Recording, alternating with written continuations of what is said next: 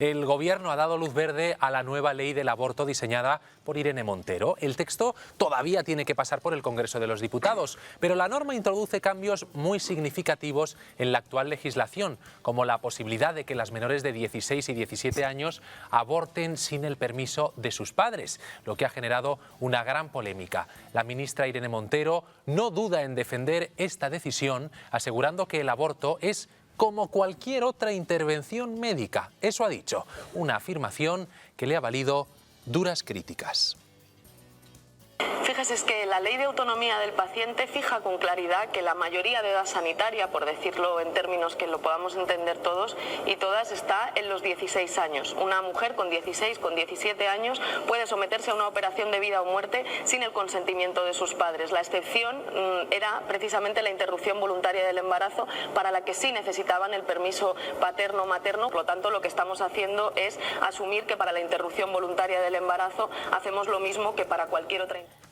Si la nueva ley del aborto entra finalmente en vigor, muchos médicos de la sanidad pública tendrán que ejercer esta práctica. Desde Vox han sido muy duros con esto. El portavoz de la formación en el Congreso, Iván Espinosa de los Monteros, asegura que ellos defenderán siempre la objeción de conciencia.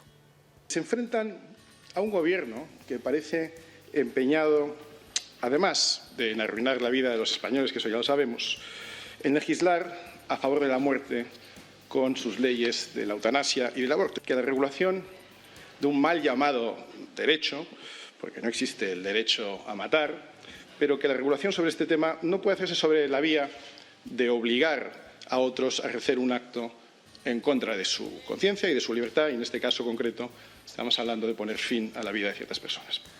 La nueva ley de Irene Montero abre un debate ético y legal muy complicado en el ámbito de la medicina. Queremos saber hasta qué punto está blindada en España la objeción de conciencia entre los profesionales sanitarios. Para ello nos acompaña el abogado Carlos Lacaci. Bienvenido. Muchas gracias. Buenas tardes a todos. Carlos, ¿puede el gobierno, este o cualquier gobierno, obligar a un médico a realizar un aborto? Pues no puede, porque en principio hay una ley que, bueno, la propia Constitución, la propia Carta Magna, da el derecho fundamental, efectivamente, a cualquier persona, cualquier profesional, en este caso médico, a tener esa libertad de conciencia, libertad política y libertad ideológica, incluso, que son las bases de lo que es la objeción de conciencia.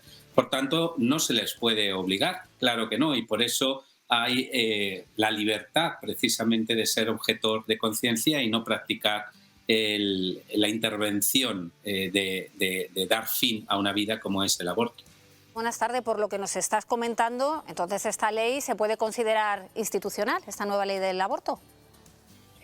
Buenas tardes. Bueno, vamos a ver, la nueva ley que van a presentar en los próximos días al Congreso y al Senado abrirá un debate entre los grupos parlamentarios, donde todavía caben enmiendas y todavía caben rectificaciones o ampliaciones. Lo cierto y verdad es que lo que hemos conocido del texto, desde mi punto de vista, legalmente o jurídicamente analizándolo, veo que tiene algunos aspectos que chocan con la propia Constitución, claro que sí.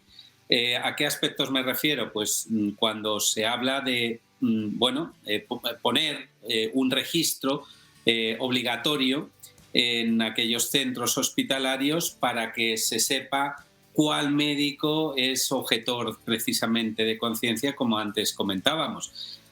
Cualquier registro en el que obligatoriamente tenga un médico que estar inscrito, aunque no quiera, por ser objetor de conciencia, pues desde mi punto de vista jurídicamente choca con la propia Constitución, con esa libertad de conciencia, con la intimidad de las personas y con la propia protección de datos, que aunque no fuera público ese registro, piensen ustedes en un hospital donde haya al menos un médico objetor de conciencia y por tanto vaya una persona, una chica a abortar allí y no tenga a un médico porque efectivamente sea objetor de conciencia.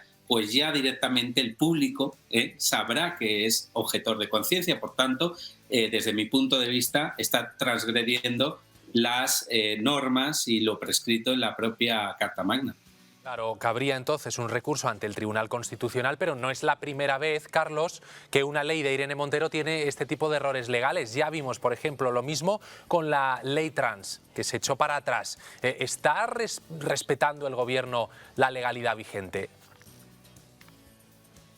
Bueno, yo lo que veo es que, además de carácter plenamente ideológico, con la que últimamente se legislan aspectos muy importantes de nuestra vida, tanto es así como que la mal llamada ley del aborto, que en realidad, bueno, lo han denominado como ley de salud sexual y reproductiva, pero quieren convertir en un derecho lo que no es un derecho. En todo caso, hay supuestos despenalizados en el Código Penal para poder una mujer llevar a cabo ese aborto, pero no es un derecho.